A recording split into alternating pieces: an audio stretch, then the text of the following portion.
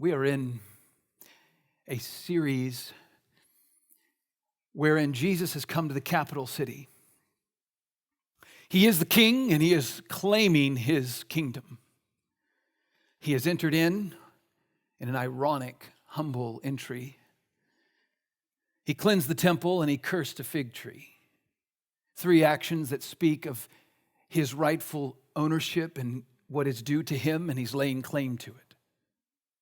And then last week we just finished 3 parables wherein he speaks in parable form to again explain who he is and what he is there claiming. Each parable exposes his adversaries that are now in Jerusalem, the religious leaders, the representatives of Israel, the chosen people of God. And the last parable last week, the last parable that we looked at is this parable of the wedding feast, wherein it tells a story about the weight of worthiness. Some ignored the king's invitation because why do people ignore invitations? Because they don't see it as worthy of their time and their investment. Others did come, but when they came, they didn't wear the garments that were appropriate to the occasion. And why do people do that? Because they don't see it as necessary. They don't see the worth of the need to show forth worth through what they communicate. The weight of worthiness is the main message. Israel is not seeing Christ as worthy. His own people, he came to his own people, and his own people rejected him. And Matthew is showing us as through an amazing, careful lens as we watch Jesus through this last week of his life before he is crucified. And with the weight of that last message on the worthiness of this Christ, that he is the true king, I want to encourage you and bring you into this thought as we come into this next passage. And the thought is simply this: you and I, we are all subjects of the King. We are all subjects of Christ, the King. Whether you realize it or not, whether you feel the weight of his worthiness or not, whether you live a life that thinks he is irrelevant and his invitation is not worthy or not, whether you come to him with pretense but don't show forth his worth, we are all subjects to the King. And his will is binding on us, and we owe to him all things. He is our maker, our creator, the giver of our life and the giver of our breath every day. He provides us with all that we have to live and move and have our being. He is the great King of kings, and he rules the nations. He is worthy of our holy submission and reverence and awe. We are all subjects of Christ the King, and I ask you, do you feel the weight of his worthiness? Because that's what we should feel as a careful reader coming upon verse 15. Some men went about their lives as though their king and his will were irrelevant. And so we see this, verse 15. Look at with me. The Pharisees went and plotted how to entangle him in his words. Not only did some go about, as the parable said, thinking he's irrelevant and they didn't feel the weight of his worthiness, but some actually opposed him. Now, to understand this passage, I want us to jump back with me to chapter 21, verse 23. Just look one page over or so for you. Look at verse 23. When he, that is Jesus, entered the temple, the chief priests and the elders of the people came up to him as he was teaching and said, "By what authority are you doing these things, and who gave you this authority?" Please understand, what we hear after this verse 3 parables, and then we're going to hear 3 different challenges, questioning him, testing him, trying to trap him. All of those have to do with this question. By what authority do you do what you're doing? Who do you think you are? So what's happening is Jesus then is addressing the question of his claims and authority with 3 parables. Each of them were prosecuting. They indicted, condemning the leaders who challenge his authority because he knows their heart. Oh, look at that with me. Verse 45, chapter 21, verse 45. Look at what it says there toward the end. They perceived that he was speaking about them. Verse 46, and although they were seeking to arrest him, they feared the crowds when they should have feared him. They feared the crowds because they held him to be a prophet. So now we see that they are going to seek to trap Jesus in his own words. In response to his actions and in response to his parables, they want to destroy him. I want you to notice just briefly, right here in our passage, before this, in verse 23, which we just looked at, you've got the chief priests and the elders. In our passage, right here in verse 15, you've got the Pharisees and the Herodians, and then in the next verse. And then in the next passage, we're going to see the Sadducees. And in the final passage, the final challenge and test to entrap him, you're going to find a lawyer, one who's an expert in the law.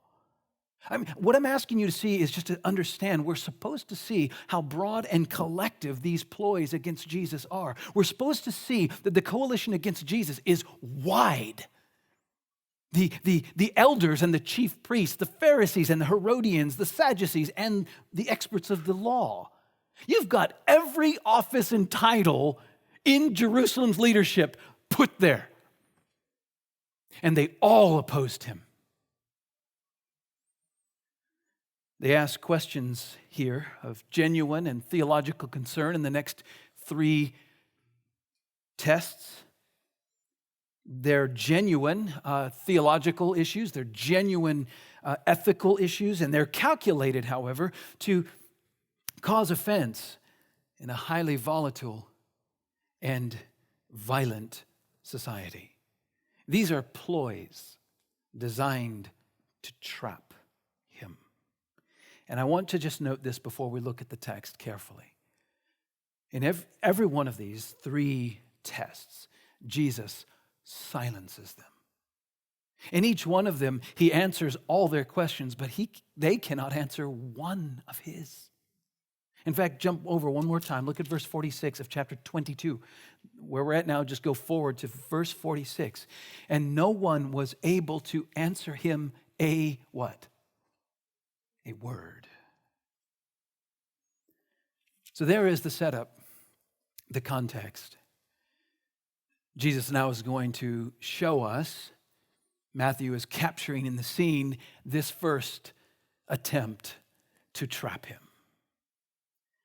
I suggest to you, it is an attempt of treason by tribute. Let's look at it in 3 particular observations. Number 1 is the tactics that are used. The tactics. We find the tactics right here starting in verse 15. Look at it with me. Matthew 22:15. The Pharisees went and plotted, schemed, connived, how to entangle him in his words. I want you to catch right out of the gate. They assumed a position of authority over him. They assumed to be over him. They schemed to trap Jesus as a hunter traps its prey. The word here is a word that's only used right here in this text in the entire Bible. Anytime you see that, it is kind of interesting, and it should draw your attention and say, why this unique term? Well, it's a hunting term, and it means to lay a snare. It means to set a trap. It means to entice into a trap to draw one in, its prey, with bait. And in a Jewish culture, it had particular meaning because this word was used among the Jews to describe how to catch kosher meat. You see, because you couldn't eat an animal that was killed wrongly. That's not kosher. So you had to be very skilled in your bait and trap. That's what this was. Very skilled in a bait and trap. And you know this word alone, I mean, just using this word, just looking at what they're doing, that they're plotting to do this, that itself indicates it and reveals their motive, right? They're seeking to trap him. They're scheming and plotting to do it. This is really their tactics. They're trying to figure out how best to do it. It's premeditated. It's pretentious. It's wicked. They came with an aim.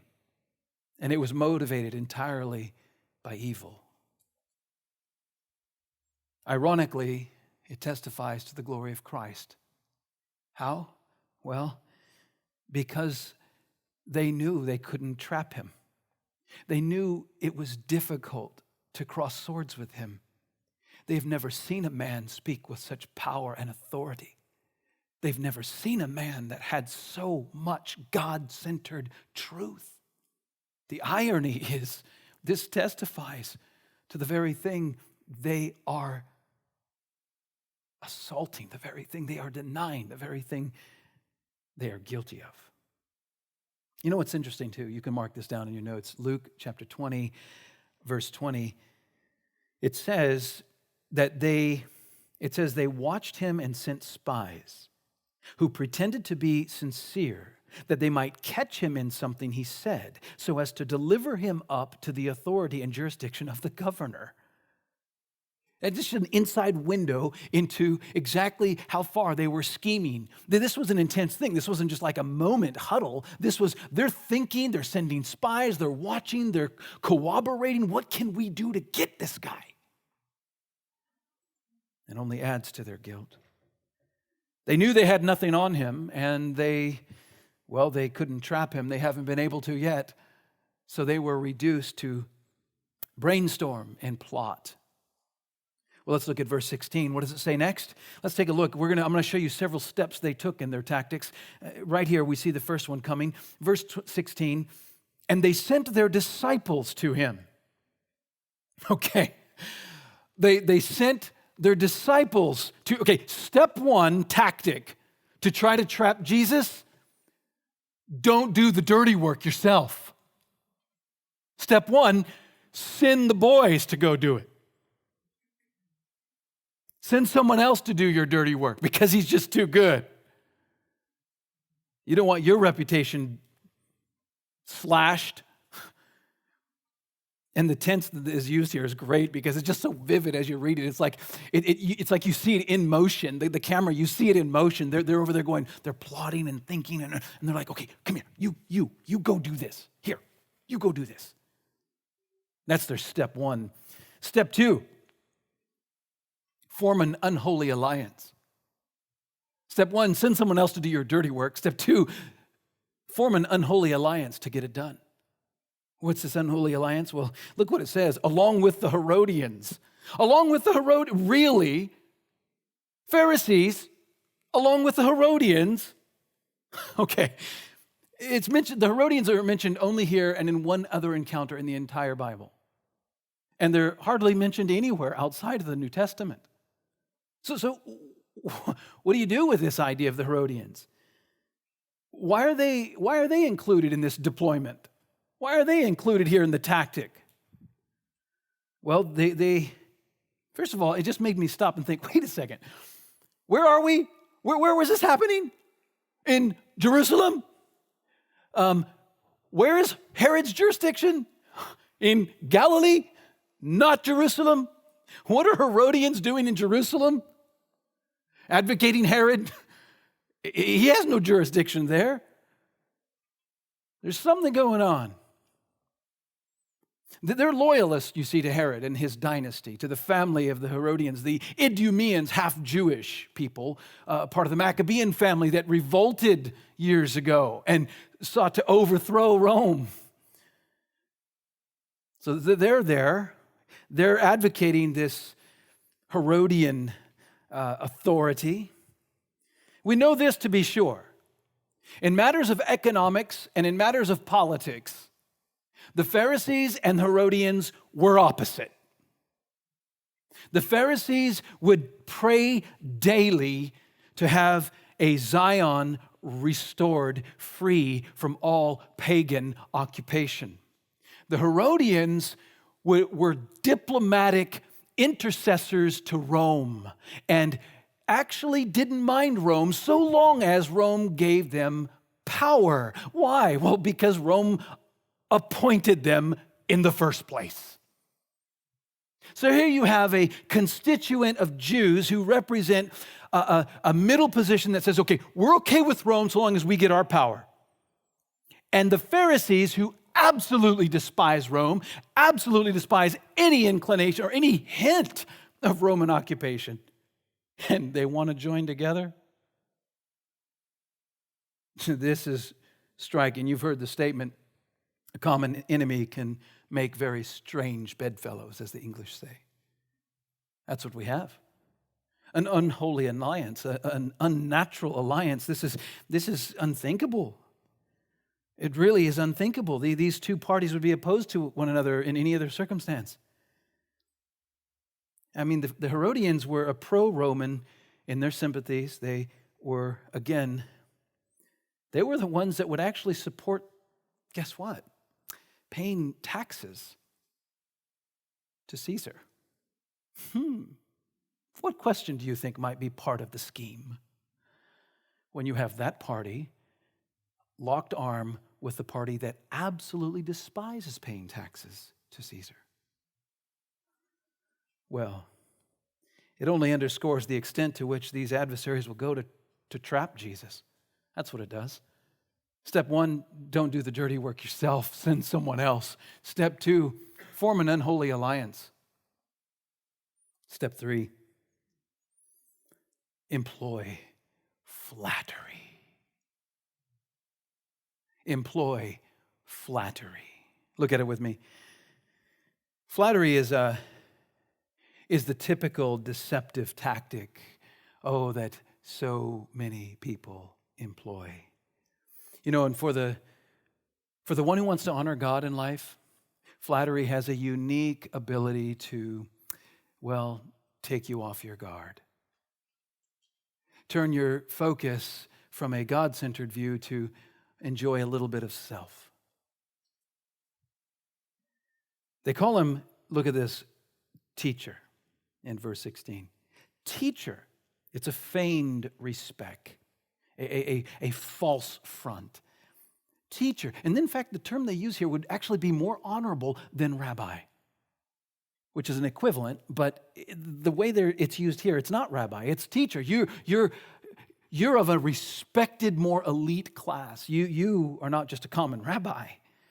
They're honoring him as something more. And more than this, they want to employ flattery that goes beyond that. It's more than teacher. Look at what it says. We know that you are true. That's a good translation because that's what it says in the Greek. It's literally, they're saying, we know that you are true. It's the idea that truth is in his very being. That's what they're saying. Like truth is in his very being. Like he can be trusted. He can be relied upon. He is a man of integrity. He's a man of honesty. He is one who is tenacious with truth. Truth is in you. You are true. You know what's, okay, are you with me yet? Do you feel the tension yet? Do you feel it rising up, this scheming, these tactics? Think with me. A most interesting concession, right? Coming from people seeking to destroy him for his claims. They say, you are true.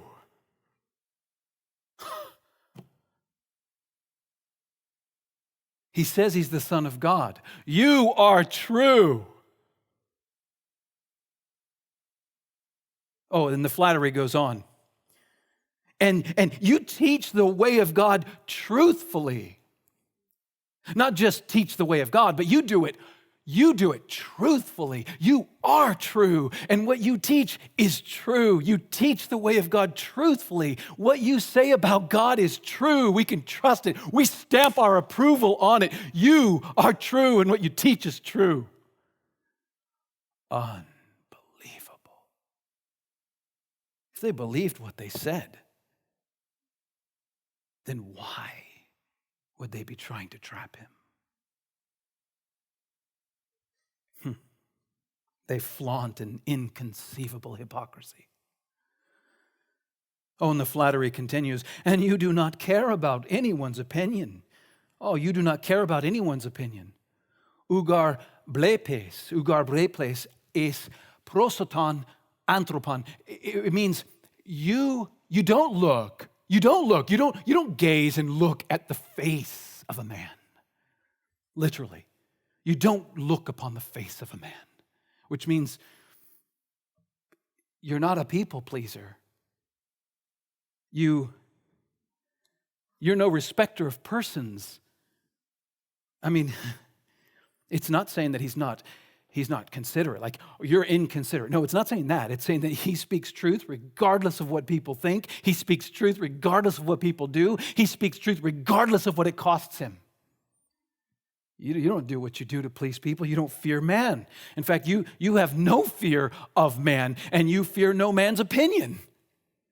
You are not a people pleaser.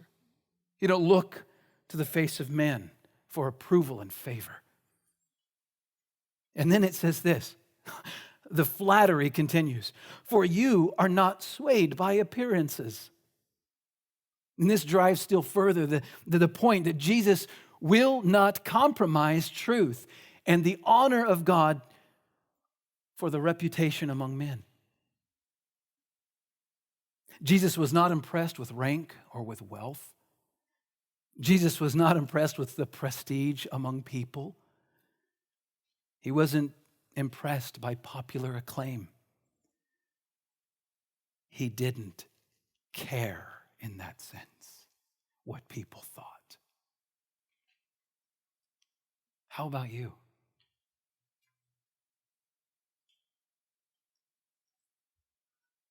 What an amazing flattery. He didn't play society's image game. It's all about an image. Save face.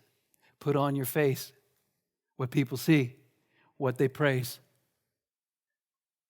He didn't care. The irony here is so thick, it can cut the room. Everything they're saying is true. Everything they're saying is true, but they don't believe it. In fact, they are acting, they are applauding, and they are executing in the exact opposite direction of everything they're saying. The irony is supposed to baffle us. Well, Spurgeon always gets this so well. He says, if he had been as faulty as we are, they might have succeeded. For men who wish to entrap us in our talk need not consult much about how to do it. That's a bit cutting, isn't it? You see, it's pretty easy to get us tripped up in our own words and our own inconsistencies. Not so with this glorious Christ. They couldn't do it. So they come at him with flattery, and they flatter him with truthfulness and with fearlessness and with impartiality. And it's all true, but they don't believe it. If they really believed what they said, well, they would not attempt to flatter him. Isn't that the strange thing about flattery? If the person really believed what they were saying, they wouldn't be saying it. They would just know it, honor it. They would certainly not have come at him with malice in their hearts. That's for sure. And you know, flattery is a dangerous thing. And I want to just close on this. It kind of got to me, right? I mean, there's quite a bit there on flattery. And it just kind of got to me. And as I care about Christ's church among us, I just want to cry out to our hearts and say, oh God, please help us examine our hearts and make certain that it's not so in us. I think of so many examples. I mean, the ruin of Samson. It wasn't by the strength of men, but by the flattery of one woman. I think of the fall of Solomon. It wasn't by the strength of enemies. No, it was by the persuasive pleasure and flattery of friends. Or we could look at Hezekiah. And Hezekiah's one mark of failure was when the great king Hezekiah was flattered by Babylonian ambassadors. And it brought the destruction of the temple. Flattery will destroy even a good man. J.C. Ryle says this: it becomes all professing Christians to be much on their guard against flattery. We mistake greatly if we suppose that persecution and hard usage are the only weapons in Satan's armory. That crafty foe has other engines for doing his mischief, which he knows well how to work. He knows how to poison souls by the world's seductive kindness when he cannot frighten them by the fiery dart and sword. Let us not be ignorant of his devices. By peace, he destroys many. By peace. Just remember that when you live in this culture. Let us beware of flattery. And let us not forget that Judas betrays his Lord with a kiss. Let us not forget that a soldier is more inclined to remove his protective gear in the company of professed friends than in the presence of hostility. Ryle again says, Satan is never so dangerous as when he appears as an angel of light. The world is never so dangerous to the Christian as when it smiles. Let us guard from flattery. So we've seen in these tactics here that there's been a few steps, right? The first step is don't do your own dirty work. Have someone else do it. Second step is form an unholy alliance. Third step is use flattery. Make sure you use flattery. And they have to say it this way. They kind of punctuate their flattery with this. So tell us then what you think. You know what the then means? The then is important. Tell us, because you're this kind of man, in light of all that you are, you tell us. We want to hear from you. What an amazing, grotesque flattery. Well, the fourth step they now step into is to cast a false dichotomy, right? Which means to set up a question that pretends there's only two possibilities. A false dichotomy, two. That's a good way to trap someone that's brilliant. Okay, let's do it. Here we go. Is it lawful to pay taxes to Caesar or not? There's the false dichotomy. Is it lawful to pay taxes to Caesar or not? It's a yes or no question, Jesus. You tell us. Yes or no? I love this. They seek to trap him in this false dichotomy by forcing the terms. The question is theological, and the question is political. And they have both parties arm in arm in an unholy alliance, wanting to see what will you say. Well, would you turn just quickly? We got to do this quickly, but you can do it. Turn over to Acts chapter 4. I want you to see this.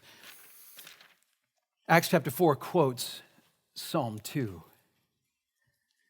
And why I'm bringing you here is because I just want to make sure that we punctuate this right now. That they are engaged and intently set to plot with these tactics to entangle him. But we will see that they plot in vain against the Lord and his anointed. Look at Acts chapter 4, and I'm interested in particular in verse 25. This is a prayer that the disciples who were just released from prison start to pray, and they say this, who through the mouth of our father David, your servant, said by the Holy Spirit, why did the Gentiles rage and the peoples plot in vain? The kings of the earth set themselves, and the rulers were gathered together against the Lord and against his anointed. That word means Messiah or Christ. Set themselves against the Christ. For truly in this city there were gathered together against your holy servant Jesus, whom you anointed, both Herod and Pontius Pilate. That is right here represented with the Herodians, representing even the diplomacy to Rome, Pontius Pilate, along with the Gentiles, the people in the background, and the peoples of Israel on the other side of the spectrum. And now, Lord, look upon their threats and grant your servants to continue to speak your word with all boldness. Help us not to fall into flattery. Okay, let's go back to Matthew 22. I want to just point out again that their plot is in vain. It was prophesied by David in Psalm 2. It was affirmed after the resurrection by the disciples. They said, this is what that was pointing to. And by the way, beloved, my point is we're in it right now. We're looking at the scene of what that prophecy was talking about and what the disciples affirmed. We're there. We're seeing it. Look at verse 18. Matthew 22, 18. But Jesus, aware of their malice, literally it's evil intent. Paneria, the evil intent. He knew that they had intent, their motive was evil, wicked. He recognizes, as one commentator says, Jesus recognizes the daggers in their smiles. Can you imagine the scene? Tell us, Jesus, you who are true, always teach the way of God truthfully. You're afraid of no man. Tell us. Smile. And Jesus said, why do you put me to the test? Why do you put me to the test? He's aware of their malice. And when he says, why do you put me to the test there is perazzo. It's not just a normal test. Dokimazo, it's different. It's perazzo. It's the idea of with an aim to destroy. It's with an aim to tear down. It's with an aim to cause failure. It is the word most often translated temptation. It is how it is translated by the King James. It's, why do you tempt me? Why do you tempt me? You see, this word reveals, especially in context, that they were not seeking information. They weren't earnest to resolve a controversy.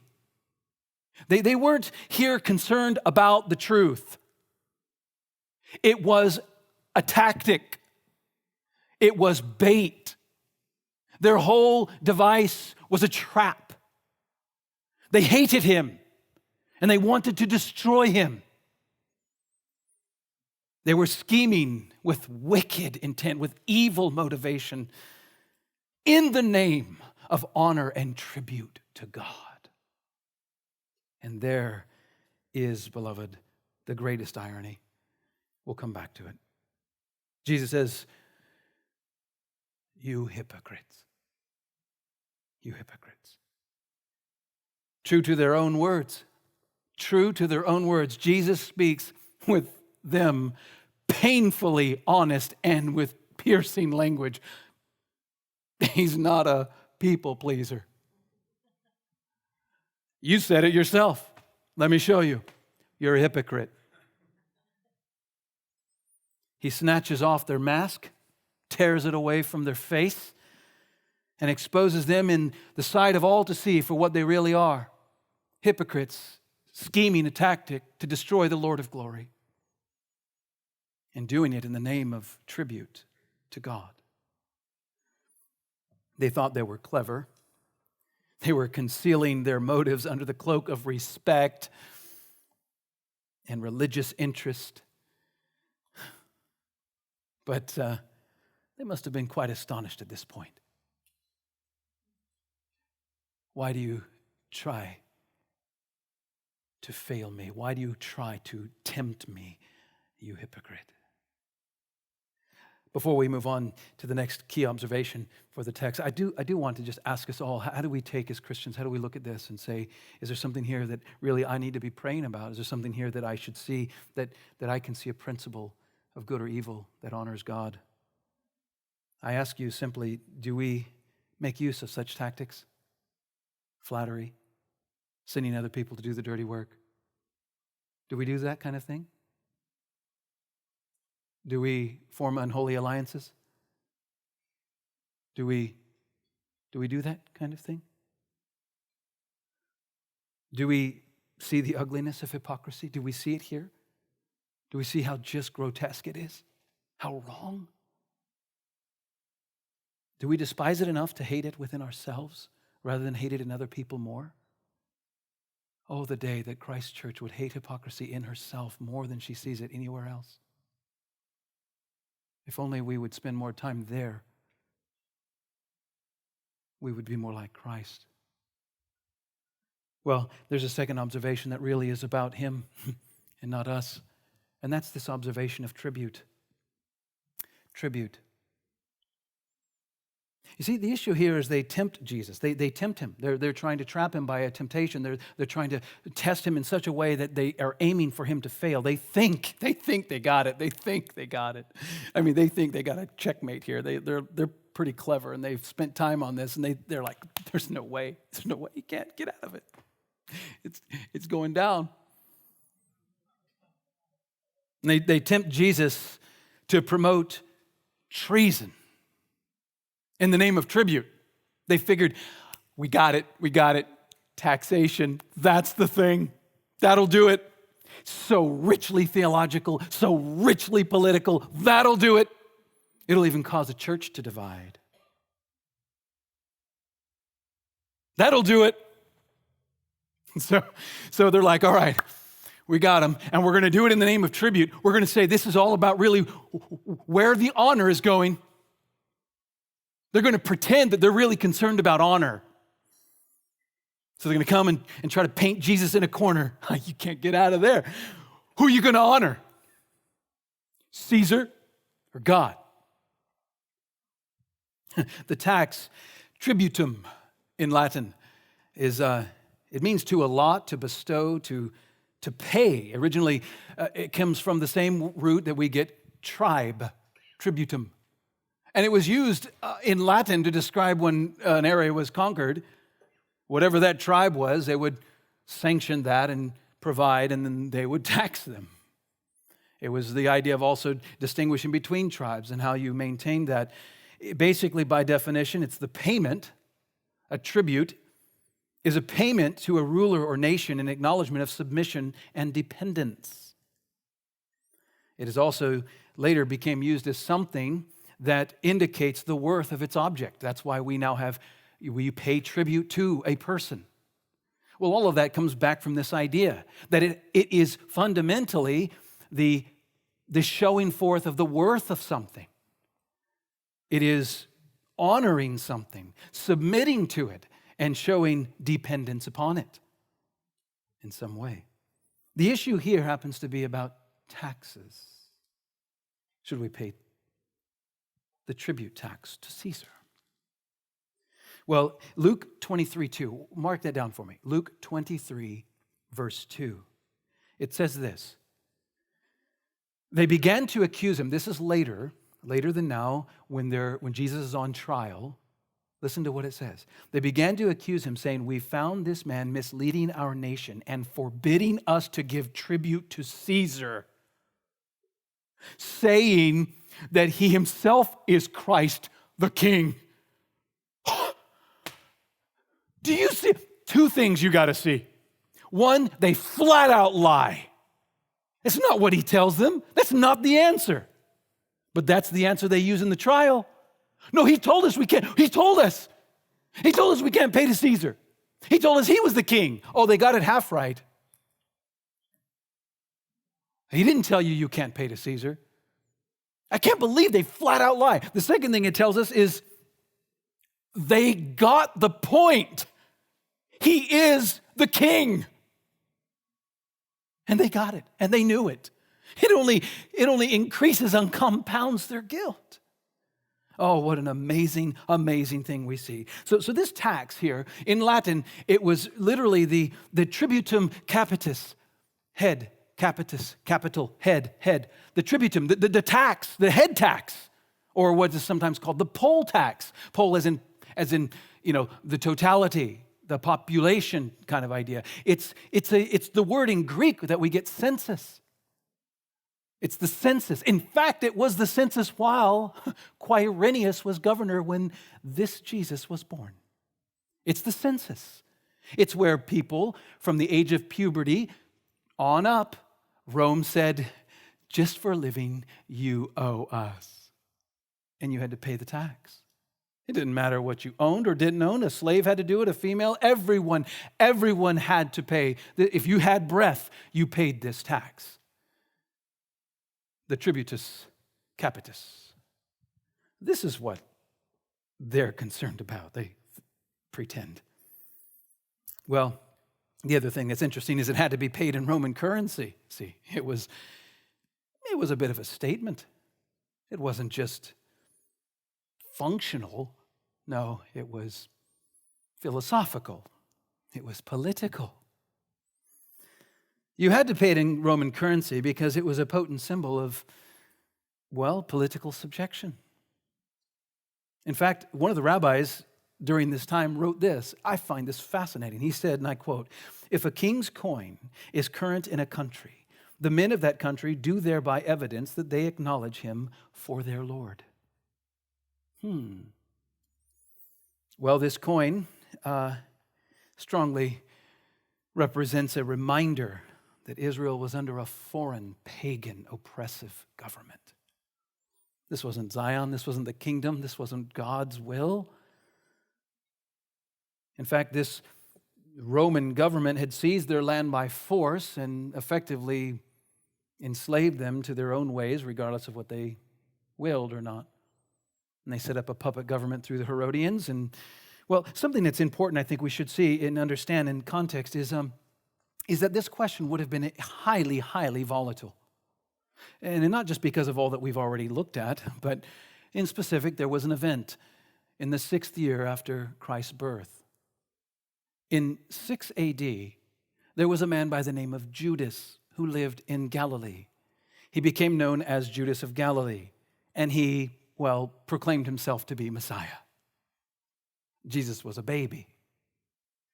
And here's this man in Galilee claiming to be Messiah.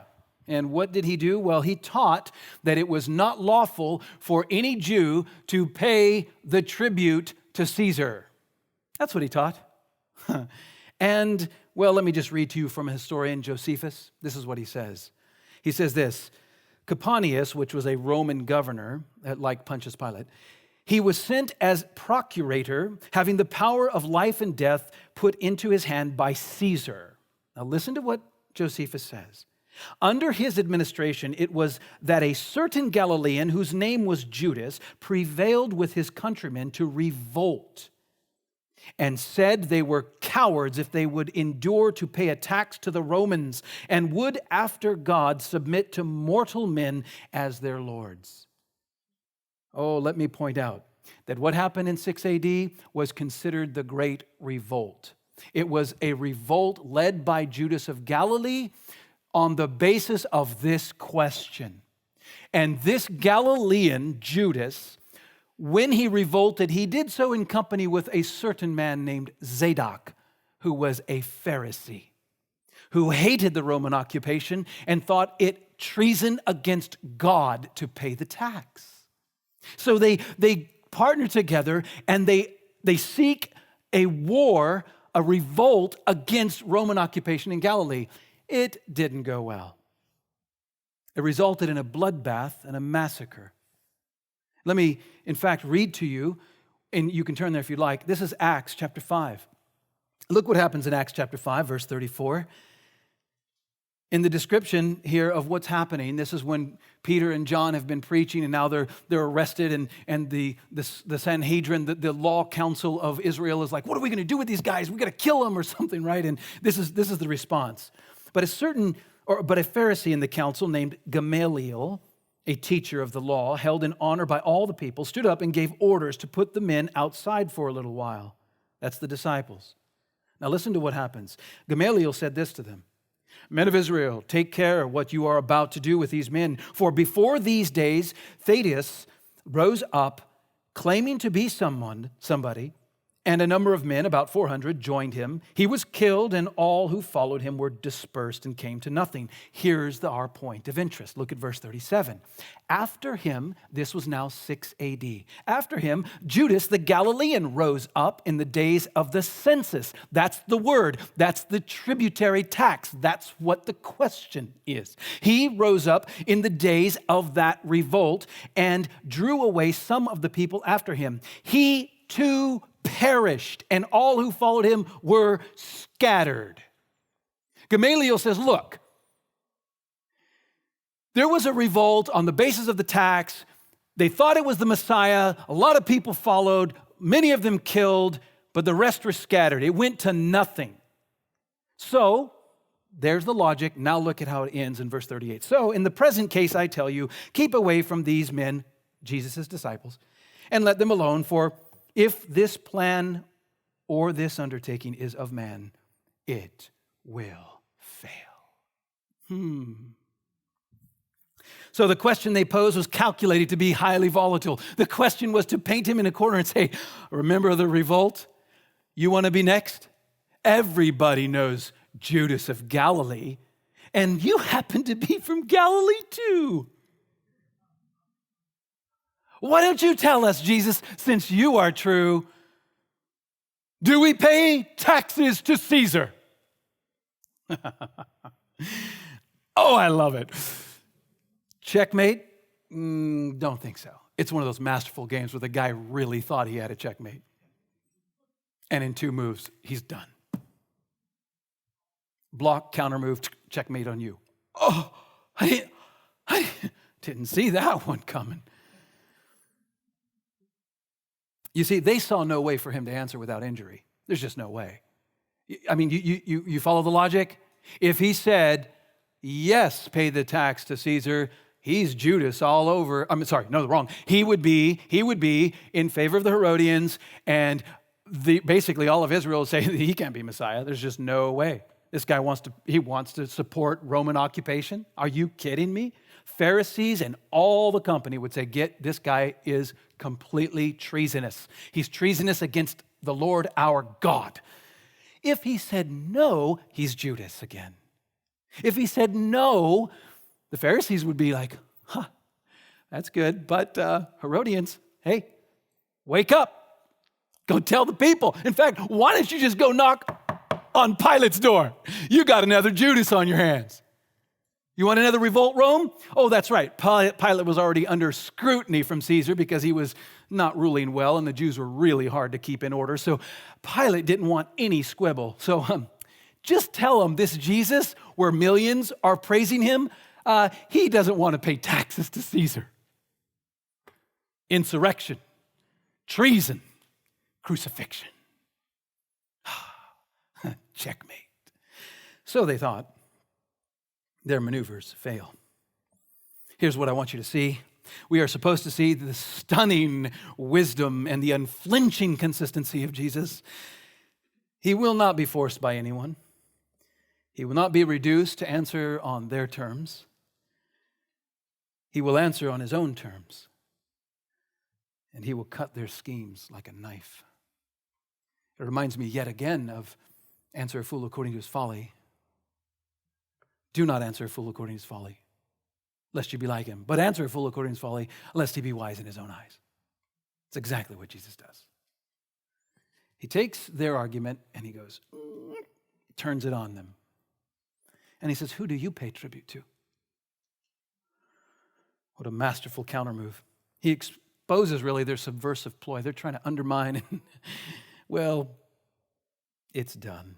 He says, verse 19, show me the coin. Show me the coin, and I love this, for the tax. Not just show me any coin, but show me the coin that was required for that tax. Show me the coin that you must use in order to satisfy that tax. Show me that coin. Show me.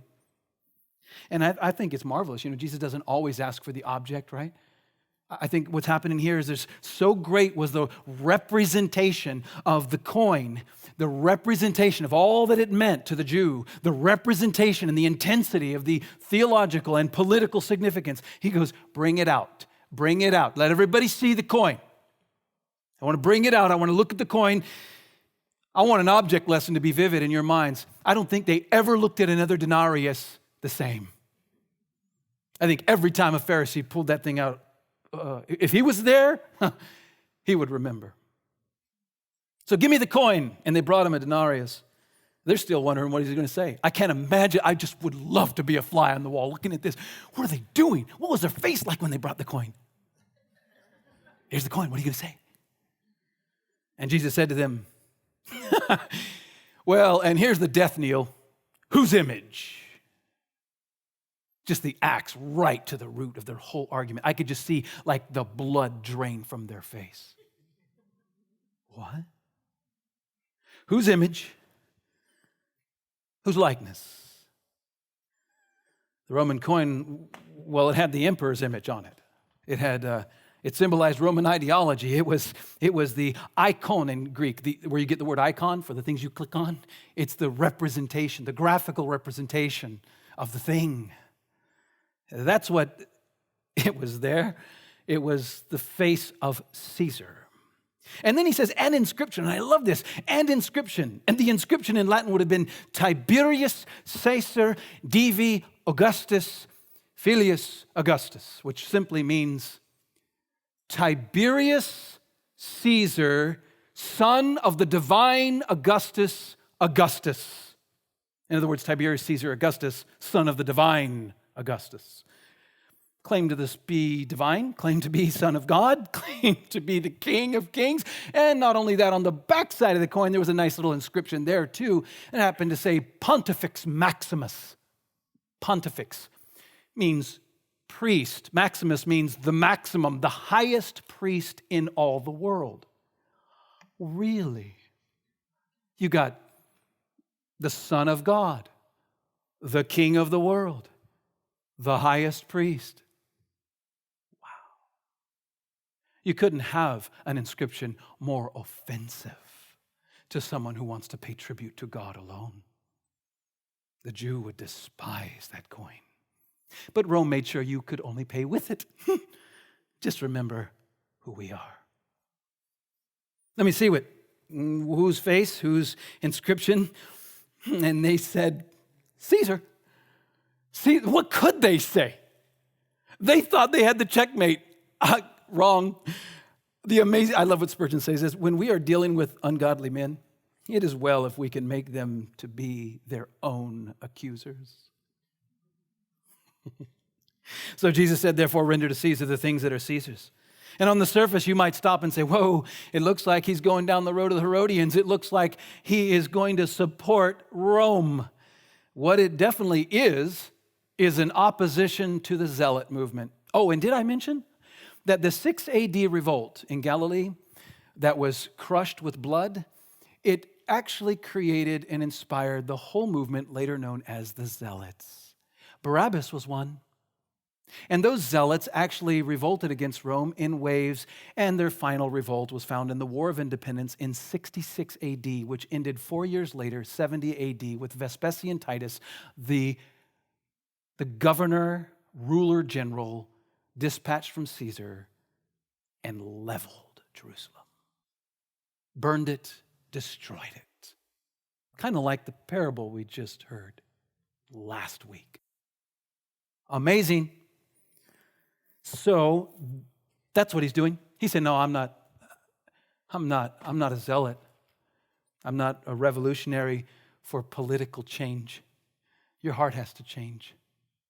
Christians, we need that message, don't we?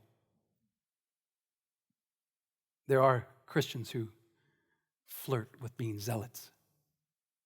It's not going to change the world. This will change the world. This Christ and Him alone. Oh, there's something here I want you to see. And it's not without interest that the verbs that are used. They said didomi. They said, is it lawful? I can't believe they said lawful. Are you kidding me? Is it lawful? Is it lawful to give, didomi, to give like it wasn't owed, like I'm giving it, like I'm surrendering something that's mine? And Jesus doesn't answer with that verb. He doesn't say didomi. He says apodidomi, which means to pay back, not to give, to pay back, meaning it has the idea that you are obligated. In fact, it's not yours, it's a debt. You owe Caesar. Ouch. You owe him. Okay, that's what he says. You might be asking in your hearts, because we are in difficult times for Americans, not difficult in world history, but difficult times for Americans. And so in our current present situation, it is hard. I get that, and it's real. I'm not minimizing that. But here's the deal. You need to ask yourself, think about the importance of this. Even Jesus, even in a totalitarian regime, yeah. Even with a wicked tyrant dictator? Yes. Who hates God? Yes. Beloved, friends, connect with me and think about the importance of this. Jesus is asked point blank, should we pay this tax to Caesar? He says, yes. Pay the government that will crucify me. Think about it. Pay the government that's going to crucify me. He's not playing games with how good the government must be before you obey. That Caesar will crucify me. Pay him. It's your due, your obligation under God. Anyone feel the weight of that? Or is it just me?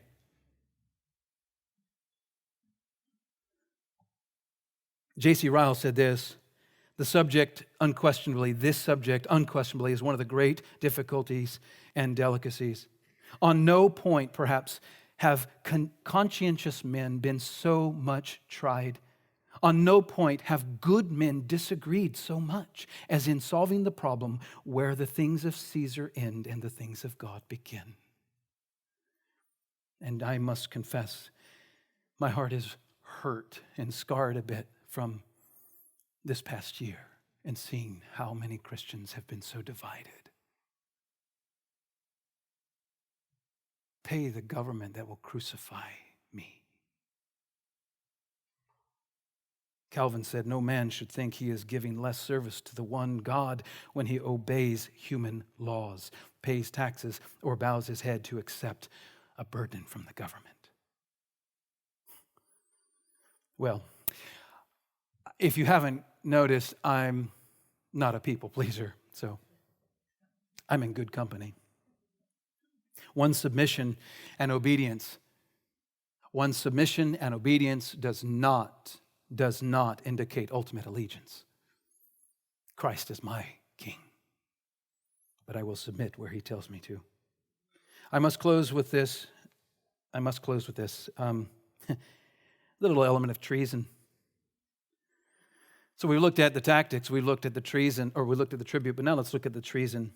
I want us to think about this very carefully. And here, this is a really incredible way to close this. So I pray that you just stick with me for just a few moments here. The irony of this scene, it's a strange sedition. They are seeking to, in sedition here, seeking to overthrow something, and it totally backfires. And there's an incredibly rich irony. They begin with, an intellectual prowess, this incredible, and it ends with a powerful surprise.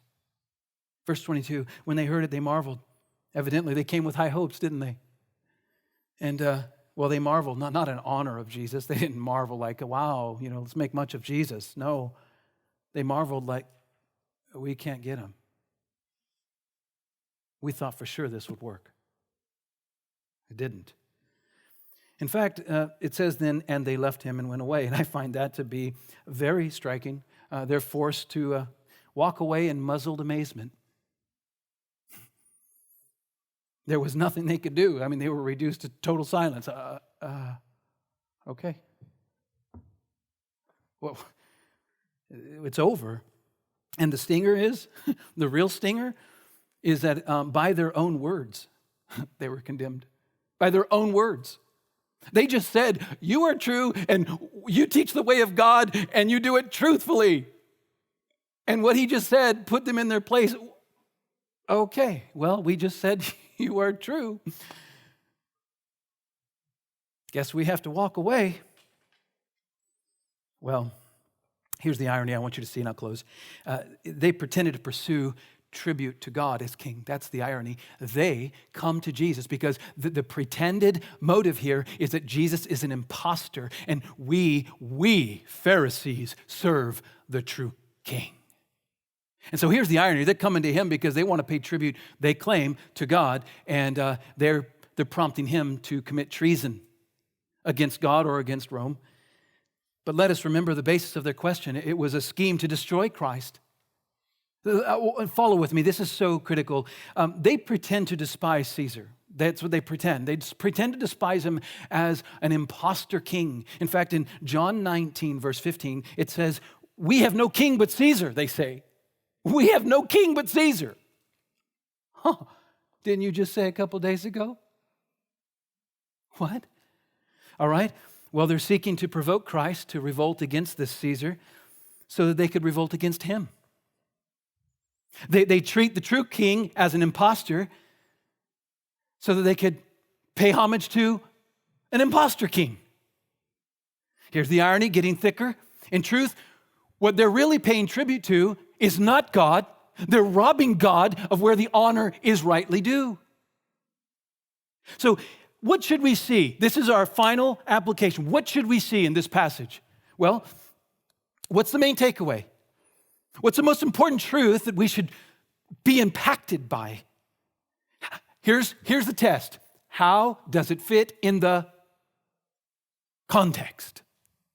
I mean, all too often this passage, and I've even preached it myself, I think you can get legitimate truths out of it for dealing with, certain things about taxation, relationship to government, but what about the passage itself? It's often approached like an island, like it's all by itself, detached from its context, like it just stands on its own legs. What's the point of the passage? Here's what I'm after. I'm asking you, please engage with this. This passage, think about it.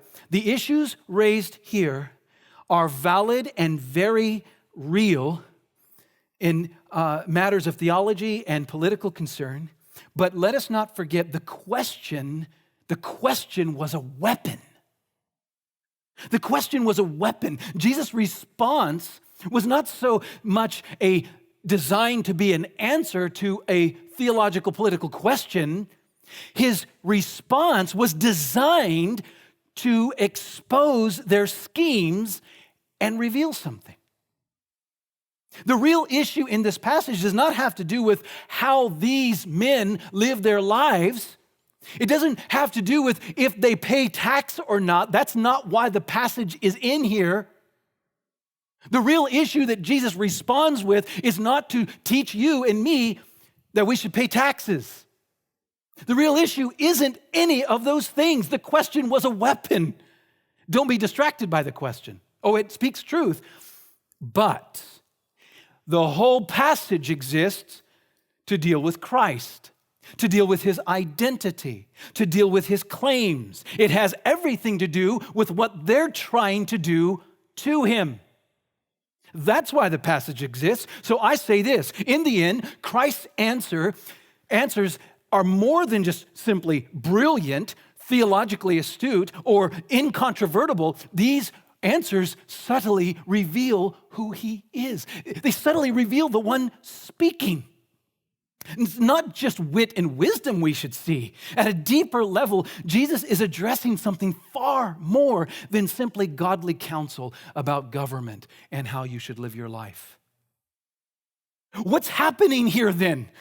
This is the issue. The bigger issue is about Christ. The greatest lesson we can take away reveals, therefore, something about Christ. I say to you that something should be captured here. When he says, "Give unto Caesar what is Caesar's, and give unto God what is God's." Whose image? Give unto Caesar, give unto God.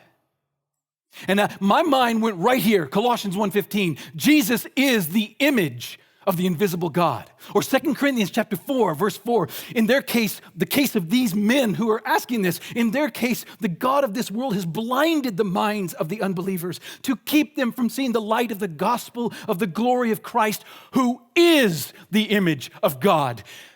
Whose image is on the coin? Implication. The one standing before you is the image of God. Render unto God what is God's. The Son is God's, but you're going to render him to Caesar to be crucified. You're going to take the Son of God and you're going to give him to Caesar. And he's going to be crucified. Render to God what is God's. The coin has the image of Caesar. I am par excellence the image of God, given to God what belongs to him. And doesn't that fit exactly the context of every one of the parables? The two sons. The vineyard where the owner sends his son and they kill him. The next one where the king throws a banquet party of a wedding feast for his son and they don't honor him. And now he says, the image, give unto God what is his. Oh, and I think it goes deeper and I'll stop. But this is so incredible. I think it goes even deeper. You go one more step and it goes like this. The tribute itself belongs to Christ. Not only is he the perfect image of God that should be rendered to God, not Caesar to be crucified, but even more, the whole context speaks that he's the king. And they know it. He's the king. And he stands there speaking to them. You want to talk about tribute to a real king. You want to talk about treason. You are the ones committing treason against me. I am the king. I have come to claim, and you are seeking to kill me. That's treason. The issue finally is Jesus is the King of Kings. He is the one to whom they should be paying tribute, but ironically, they are the ones committing treason. Oh, I tell you, Jesus is the one who deserves the tribute of God. Let's pray. Father, thank you for this time. I ask that you would move our hearts to not just hear, but to respond to this word. And I pray that you would do an application that I could not do. May each one of us examine our hearts to see, to whom do we pay highest allegiance? What does our life pay tribute to? Do we acknowledge Christ as the King of Kings, worthy of all that we are, all that we have? And do we render unto him as the one deserving of all things? Oh, Father, please impress upon us, even through this teaching, the worthiness of Christ, and help us. Help us to honor him. It is for his praise, his glory, and for our everlasting joy. We pray. Amen.